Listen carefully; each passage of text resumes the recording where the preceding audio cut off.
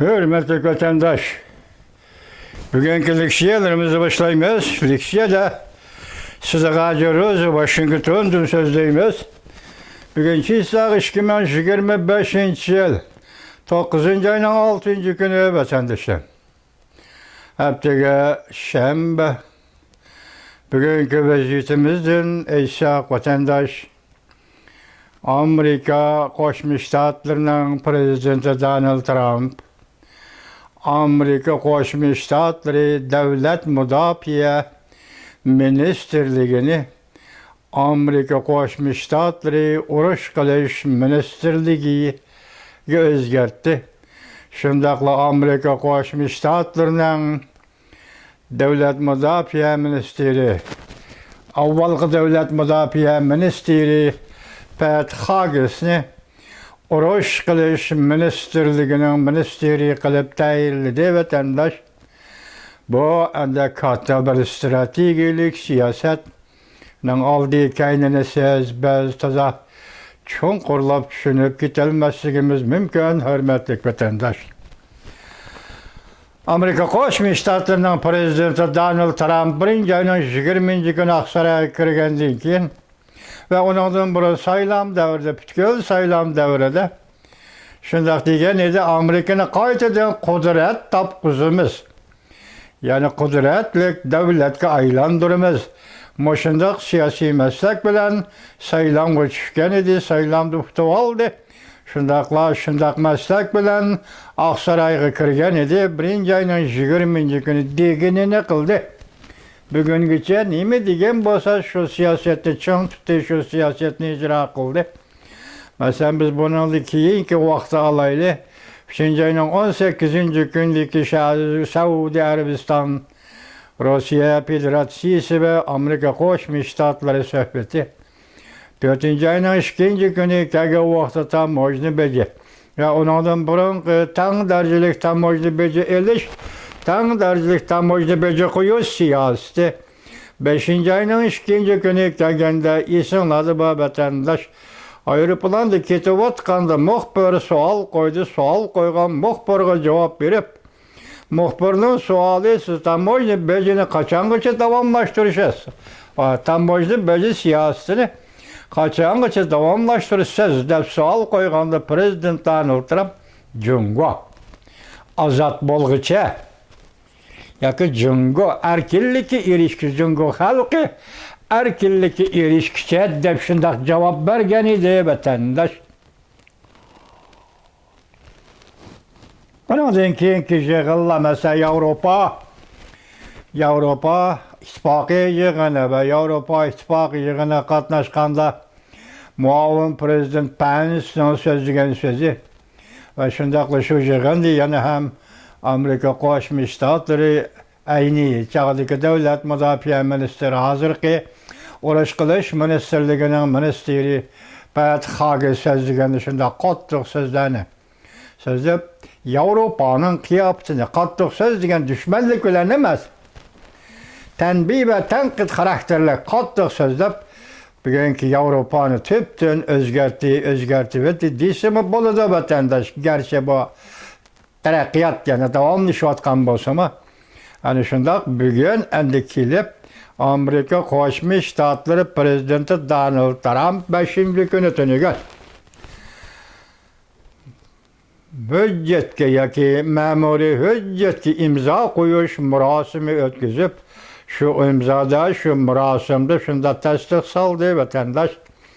Aslidagi Amerika Qo'shma Shtatlari Davlat Müdafiə Ministerliğini endiki Amerika Qo'shma Shtatlari Urush Qilish Ministerliği deb o'zgartdi vatandaşım. Endi aslab o'tilgan o'zining so'zi va nutqida shundoq deyildi. Biz Birinchi Dunyo urushida g'alaba qildik. Ikkinchi Dunyo urushida g'alaba qildik. Endi Ikkinchi Dunyo urushi deganda ikki sep. Biri Yevropa fronti, Yevropa sepi, yani birisi Ulug' okean fronti, Ulug' okean sepi, Yaponiya bilan urush. Haqiqatan Amerika xalqi Birinchi Dunyo urushidami, Ikkinchi Dunyo urushidami, Ulug' okean urushida ham g'alaba qildi vatandoshim. Amerika Qo'shma Shtatlari armiyasi o'g'il qizlarning urush jarayonida qo'lga keltirilgan natijalariga bugun jungoliklar harbiy parad o'tkazib 9-oyning 3 kuni Yaponga qarshi urushning g'alabasi, men aytaman qo'sh tirnoq ichidagi g'alabasi. Jungolik uchun aytganda bu qo'sh tirnoq ichidagi g'alabasi. Sen Yaponga qarshi urush qildingmi? Jungo Kompartiyasi rahbarligida Jungo tarixida Yaponga qarshi urush qilgan tarix bormi? Senin qilgan ishing u yerda tok-tok, bu yerda tok-tok 6 partizanning ishi. Vaqtda Xitoyning Kuomintang partiyasi, Kuomintang armiyasi Yaponiya bilan muntazam urush qilgan armiya partiya edi. Sen hozir o g'albini Kuomintang partiyasiga mansub demay, bugun Kompartiyaga mansub deb tabriklading. Qip-qizil yolg'onchilar. Yig'ishtirayli, mayli qaysi jungolik bo'lsin, mayli Kuomintang jungoligi bo'lsin, mayli Kompartiya jungoligi bo'lsin, Yaponiyani mag'lub qilish kuching yetarmidi ya? Yaponiyani mag'lub qila olamsan ya? Yaponiya bilan adaq urush qila oladigan kuch iqtidoring bormidi ya? Hey, davlat-ey, jungo. Ya, Oqo'yon urushning g'alabasi. Yaponiyani mag'lub qilish va urushning g'alabasini qo'lga keltirish yanada Amerika Qo'shma Shtatlarining g'alabasi deb vatandosh. Bu qatimqi marosimda imzo qo'yish oxirlashgandan keyin yoki prezident Donald Trump nutq so'zlab bo'lgandan keyin muxbirlarga fikr bayon qilib bo'lgandan keyin Amerika Qo'shma Shtatlari urush qilish ministerligining ministri Pat Haggis o söz qildi ham, naytı cho'nqur ma'nilik so'zlarni qildi. Hozir ko'ramiz vatandosh. Biroq shunda xulosildiki ki biz urushdan keyin ichki dunyo urushning g'alabasini qo'lga keltirdik. Bu uzun kesil g'alaba değildi. Lekin undan keyingi urushlarda masalan Vyetnam urushi, Iroq urushi, Choshan urushi, undan keyin Afg'oniston urushi qatorliq urushlarda to'liq g'alaba qildik degan so'zni aytmadi vatandosh. Aytmadi, urush qildik, g'alaba qildik dedi. Shundan keyin endi bugundan boshlab so'zlagan so'z iborasi boshqacha vatandosh. Bu qatim Amerika Qo'shma Shtatlari Davlat mudofaa ministrligining Amerika Qo'shma Shtatlari urush qilish ministrligi deb o'zgartirilishi bu hozirgi dunyoning vaziyati. Va yoki Amerika Qo'shma Shtatlarining Yevropa, O'rta Sharq, Iroq Sharq ishlari bo'yicha hozir jiddiylashayotgan Iroq Sharq, masalan Tayvan bo'g'zi vaziyati. Shularni ko'zda tutganda Amerika Qo'shma Shtatlari prezidenti Donald Trump to'g'ri ish qildi. Bu hamda tarixning muqarrar talebi ichidagi muqarrar harakat. Yoki Amerika Qo'shma Shtatlari hukumati ana shunday qaror qildi deb hisoblaymiz vatandoshlar.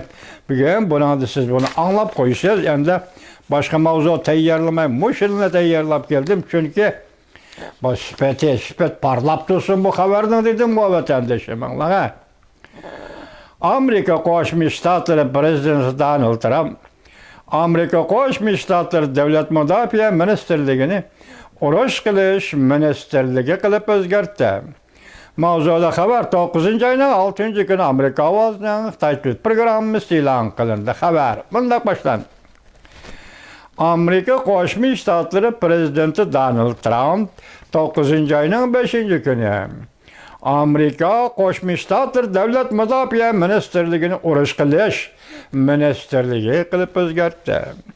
Prezident Donald Trump bir parça ma'muriy buyruq imzo qo'yib, Amerika Qo'shma Shtatlari Davlat mudofaa ministrligining ismini o'zgartirish xizmatini qo'zg'atdi.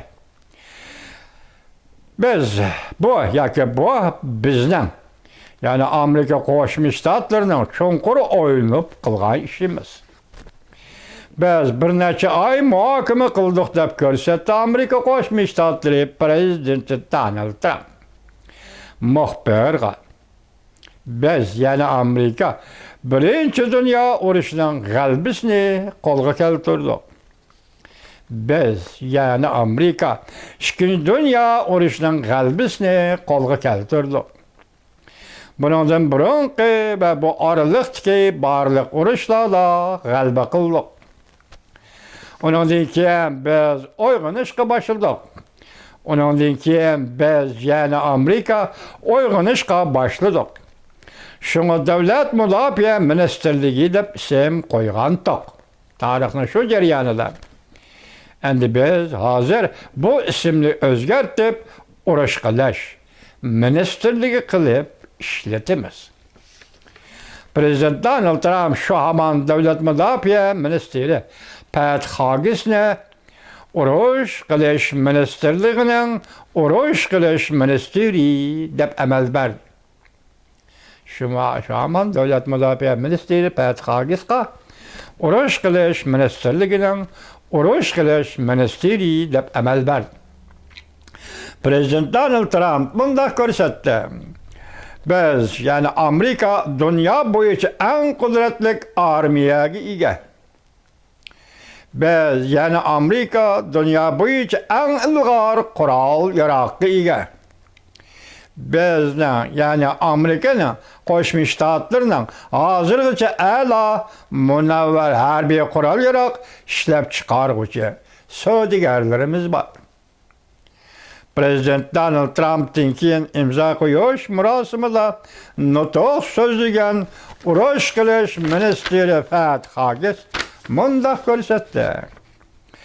Bu qatim ism o'zgartish, ismni almashtirish bo'libla qolmasdan, balki yana bir qatim asliga keltirish.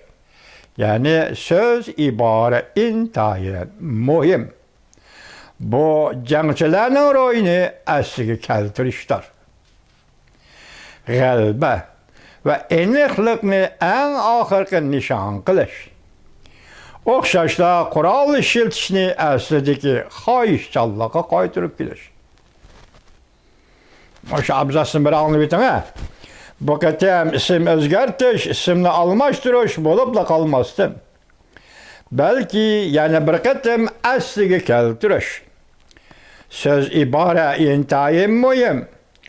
Bu jangchilarning ro'yini asliga keltirishdir.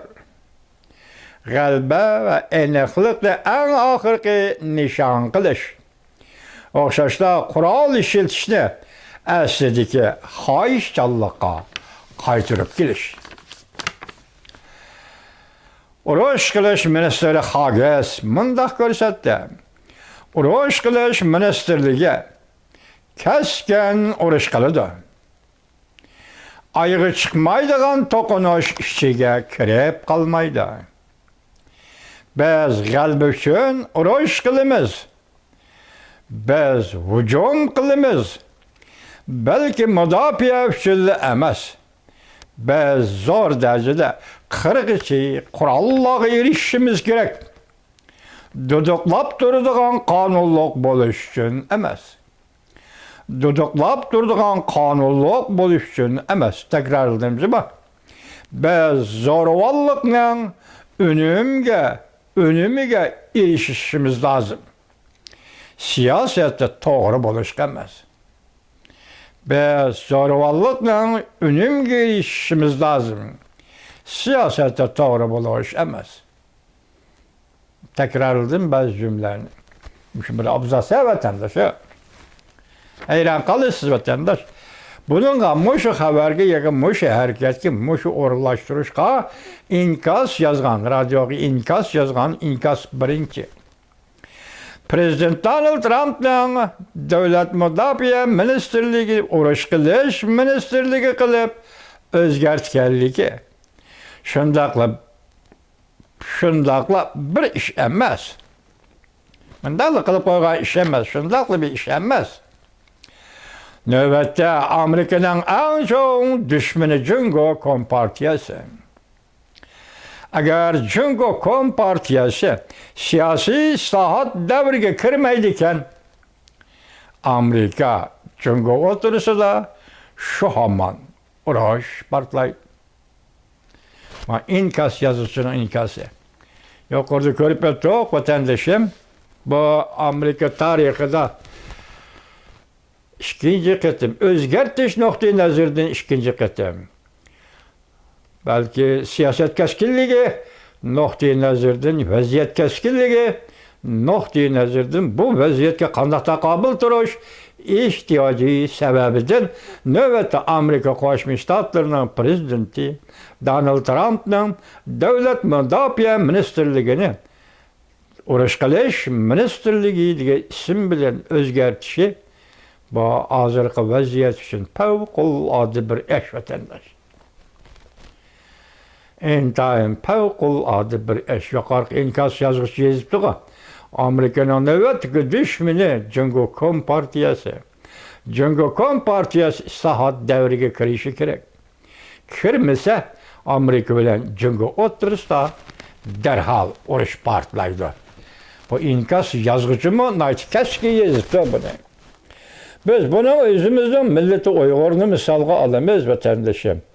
Uyg'ur mushu kungacha Xitoyning zo'ravonlik yoki bostirish shaklidagi zo'ravonlik, siyosat xarakterli zo'ravonlik emas, yoki majburlash xarakterli zo'ravonlik emas, bostirish shaklidagi zo'ravonlik.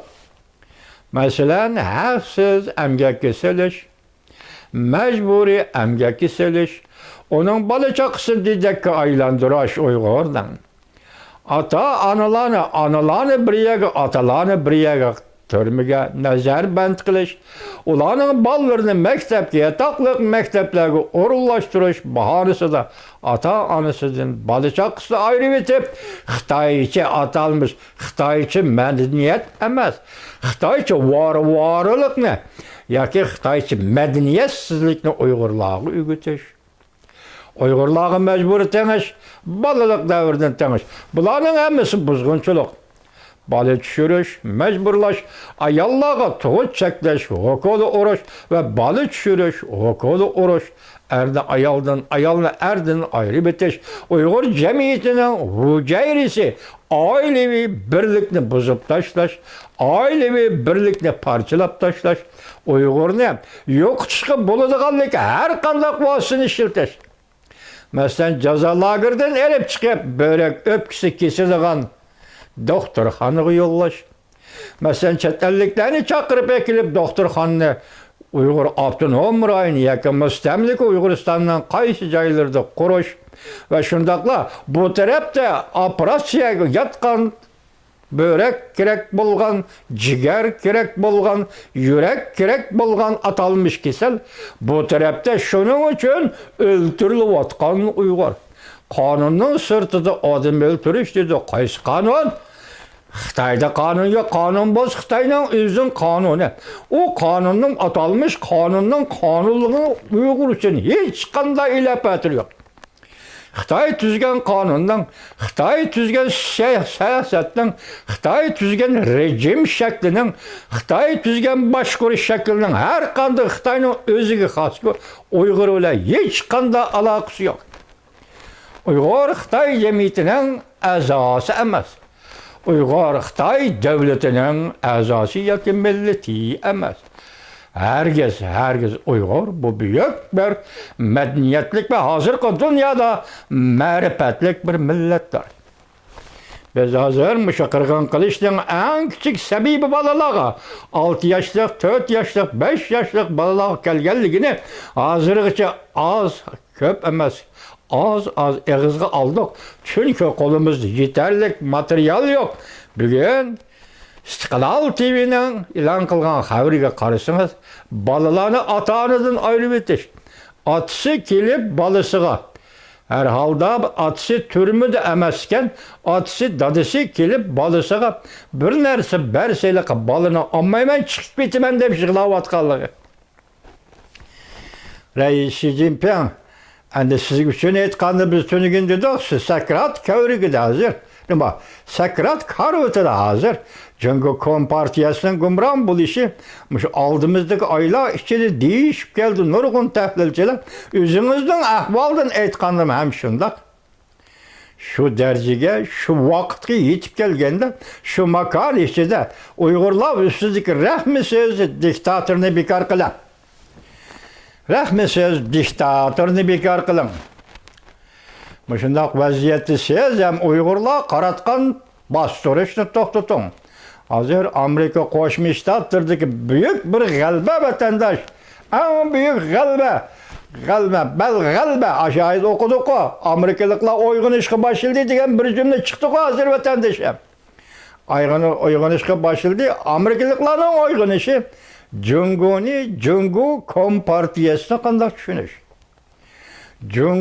Jungu Kompartiyasini Xitoy millatini qanday tushunish ve qanday bilish ve bununla qanday taqobil turish. Çünkü bugün Xitoy millatining qo'lida armiya, Xitoy millatining qo'lida partiya, Xitoy millatining qo'lida davlat bor.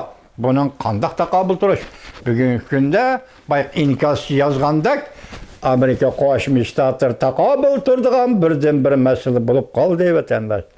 Bugün men şahsen Uyg'urlarga vakolatan Uyg'ur nomidan aytib, Uyg'ur xalqi nomidan Amerika Qo'shma Shtatlari prezidenti Donald Trumpning bu qarorini, masalan, davlat mudofaa ministerligini urush qilish ministerligi qilib o'zgartganligini, men shunday vaziyat zaruriyati, tarixiy zaruriyat, hozirgi dunyodagi giralishib ketgan ziddiyatlarning umumiyligini mushu ravishda bir taraf qilishga Amerika Qo'shma Shtatlarining kuchi yetadiganligini, shundaqla Amerika Qo'shma Shtatlarining quvvatga, qudratga, kuchga, hozirgi zamon fan texnikasiga ega qilish jihatda prezident Donald Trumpning dodillik bilan ishlayotganligini ko'rib yetdim vatandoshlar.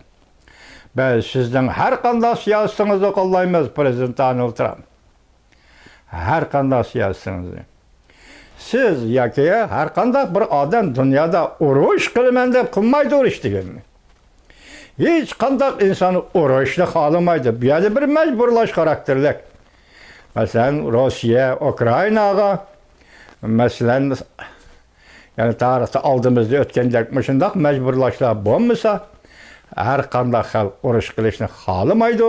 Chunki bu yerda bir gap Amerika qanday qildi bu ishni degan nuqtadan qaraganda Amerika butun dunyo xalqiga xuddi o'ziga yoki belgilab bergandek, ya taqdir belgilagandek bir xil majburiyat yoki bir xil axloqiy majburiyat his qiladi va bir axloqiy mas'uliyat bilan javob qaydirishni tonib yetadi. O'zining iqtidorini, o'zi qanday ishlatishni Amerika Qo'shma Shtatlari obdan biladi vatandoshim. Bugün endi Amerikani qudrat topqizish, Amerikani kuchlantirish, Amerikaning iqtidorini, mayli tarixdagi iqtidorini qayta asliga keltirish va yoki shu asosda Amerika bu davlatning iqtidorini taraqqiy qildirish. Men o'ylayman prezident Donald Trumpdan baştan o'ylab kelayotgan siyosiy va ishlab kelayotgan siyosiy deb qarayman vatandosh.